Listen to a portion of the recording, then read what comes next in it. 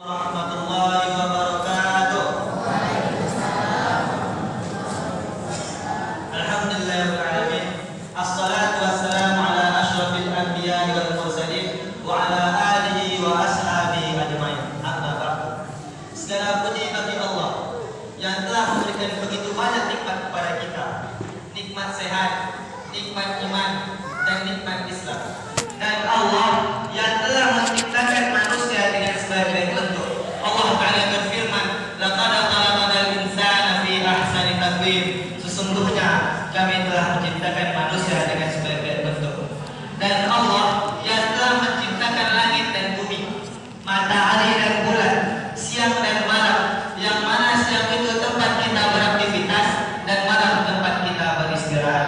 Salawat dan serta salam tidak lupa kita tunjukkan kepada Nabi besar kita, Nabi pemimpin para nabi, Nabi yang diturunkan kepadanya Al-Quran, yakni Nabi kita Nabi Muhammad SAW, dengan mengucapkan Allahumma salli ala Sayyidina Muhammad wa ala ali Sayyidina Muhammad.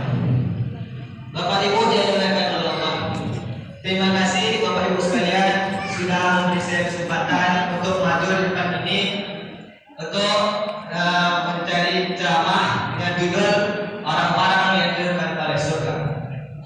Sebenarnya, Bu, Pak, bukan kita saja yang merindukan seseorang, akan tetapi surga pun merindukan orang-orangnya.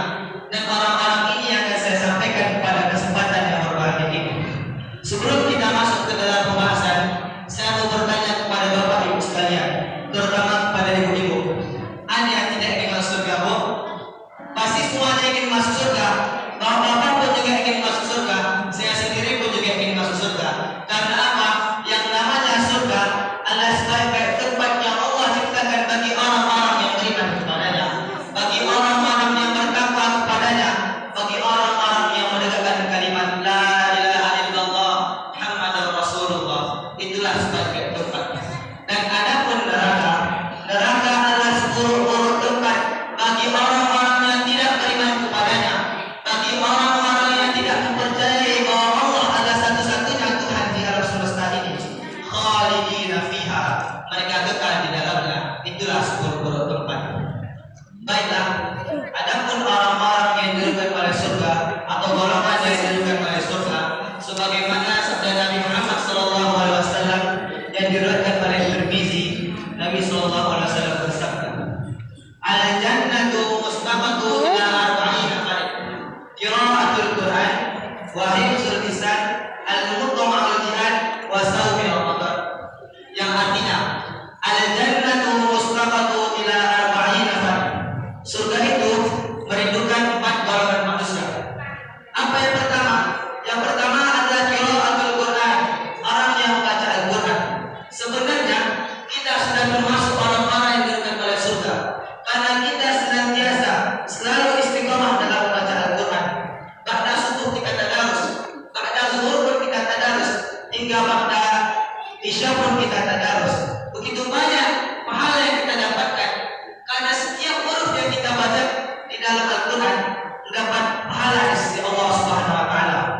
Seperti sabda Nabi Muhammad SAW, "Man qara'a harfan min kitabillah falahu hasanatun wa hasanatun bi asyri amsalha. La aqulu alif lam mim harfun, walakin alifun harfun, wa lamun harfun, wa mimun harfun." Yang artinya, man qara'a harfan min kitabillah, barang siapa yang membaca satu huruf di dalam Al-Quran, falahu hasanatun, bagi dia satu kebaikan, wa hasanatun bi asyri amsalha, dan satu kebaikan itu dilipatkan sebanyak 10 kali.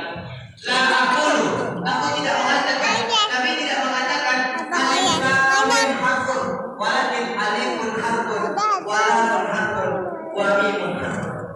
Baiklah, adapun yang kedua,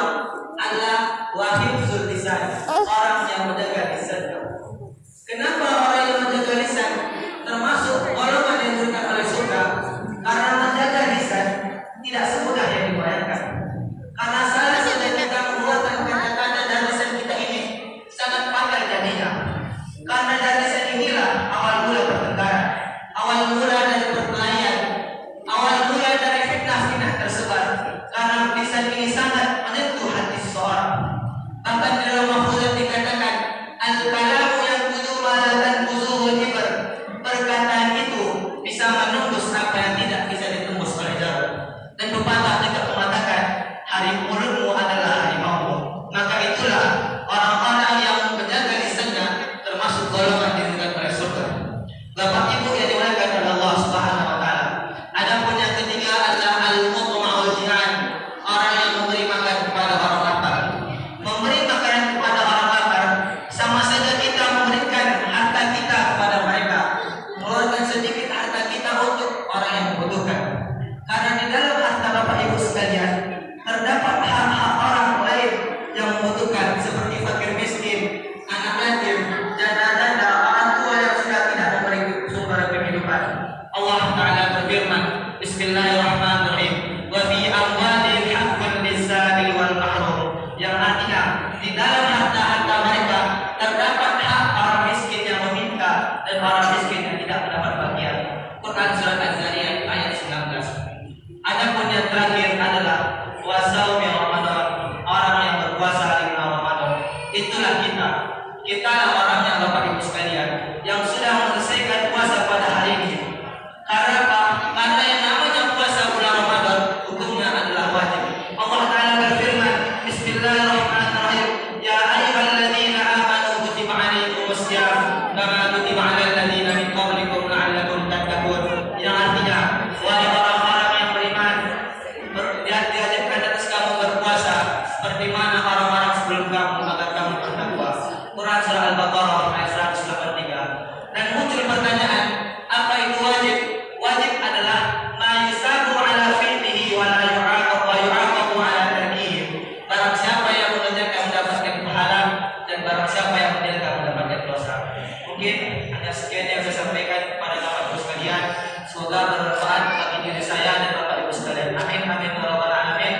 Billahi taufiq wal hidayah.